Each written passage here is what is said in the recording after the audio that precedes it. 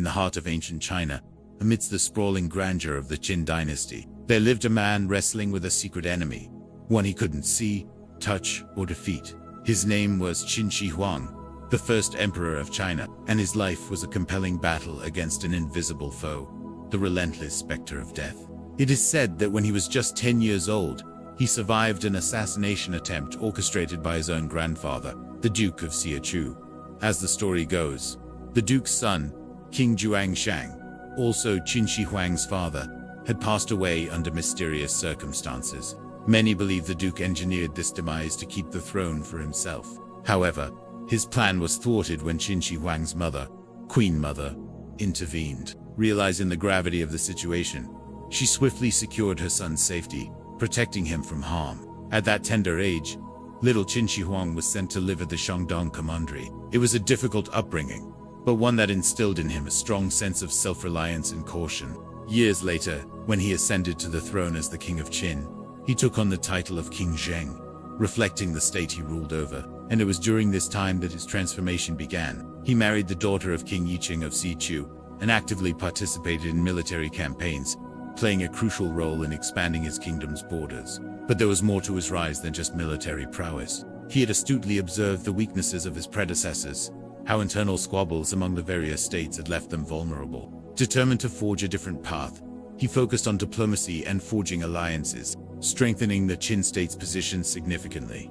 Soon, his efforts bore fruit. One by one, he brought the other 6 states under his banner, culminating in the proclamation of the Qin dynasty in 221 BC. The once disparate kingdoms of Yan, Han, Zhao, Wei, Siachu, Qi and Song now stood united under his rule. He was no longer just King Zheng. He was now the first emperor of a unified China. But while the empire was vast, his resources were limited. The newly incorporated states were not accustomed to paying such heavy taxes, and the treasury was struggling. Determined to boost revenue, he introduced a standardized currency, the Qi, a comprehensive legal code, the FAA, and a uniform system of weights and measures, the Jing. These reforms undoubtedly contributed to the economic prosperity of the empire, but they also inadvertently sowed the seeds of discontent. The people chafed under the weight of these new regulations, and resentment was brewing, particularly among the nobility. They had surrendered their autonomy to the central government, and many felt that their contributions were not being fairly recognized. The seeds of rebellion were sown, and the emperor, ever vigilant, began to feel the tremors of dissent. To combat this growing unrest, he turned to a weapon he knew best: control, and nowhere was this more evident than in his notorious ban on Confucianism. This ancient philosophy, which had long influenced the ruling class, advocated for benevolence, righteousness, propriety, and wisdom as the foundation of good governance. But the emperor saw it as a potential threat to his authority, and so he silenced its proponents, burning its sacred texts and persecuting its followers. This move not only curtailed intellectual freedom, but also alienated a significant segment of the population, pushing them toward opposition. As his paranoia grew, he cast a net of suspicion, ensnaring anyone who dared to question his policies or challenge his authority. His court became a battleground of whispers and hidden agendas, where loyalty was measured in rigid obedience, and questioning the emperor's decrees was akin to heresy.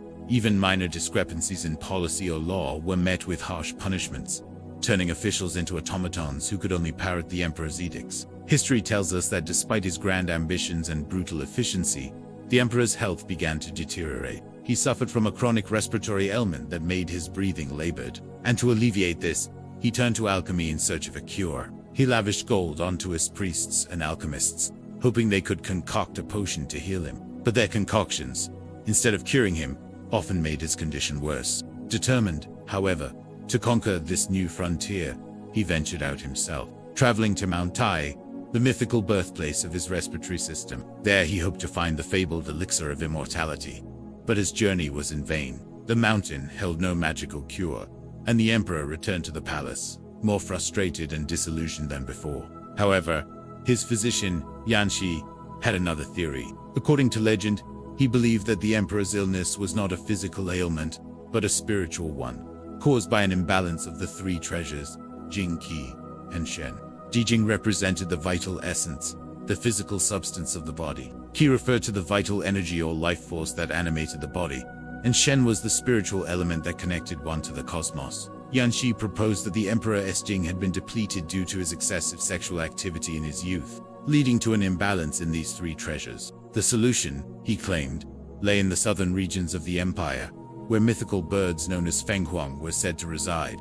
According to legend, the Fenghuang had the power to restore one's, and thus the emperor embarked on a journey to find these mystical birds.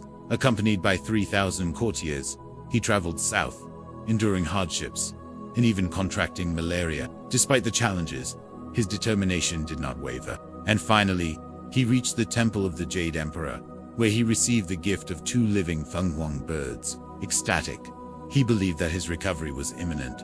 However, upon his return to the capital, his health did not improve. In fact, he continued to decline, and soon he was bedridden, unable to eat or drink. Despite the best efforts of his physicians, his condition worsened rapidly. As he lay dying, he reportedly asked for paper and ink, dipped his finger in red ink, and wrote down 2 characters, Sheng, meaning life, on the paper, and handed it to his chief minister, with instructions to have it burned after he was gone.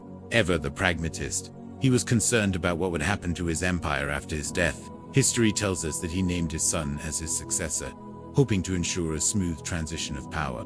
But his greatest legacy was the sprawling complex that lay just outside the city of Xi'an. It was an ambitious construction project conceived by a paranoid emperor who wanted to take a part of his empire with him into the afterlife. The scale of the project was unprecedented, with thousands of workers toiling for decades to complete it. The result was a subterranean labyrinth, complete with an army of terracotta soldiers, each meticulously crafted to protect the emperor in the afterlife.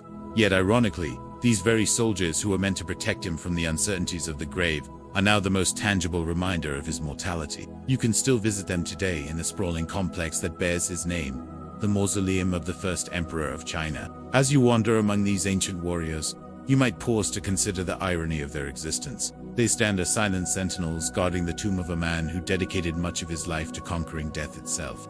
Emperor Qin Shi Huang's legacy is a complex one, a blend of groundbreaking achievements and disturbing excesses. He unified a nation, standardized its systems, and extended its borders, leaving behind a legacy that profoundly shaped Chinese history. But he also instilled fear and uncertainty, crushing intellectual freedom and sowing seeds of discontent through his heavy-handed rule. As we come to the end of our exploration into the life of this enigmatic leader, we're left with more questions than answers.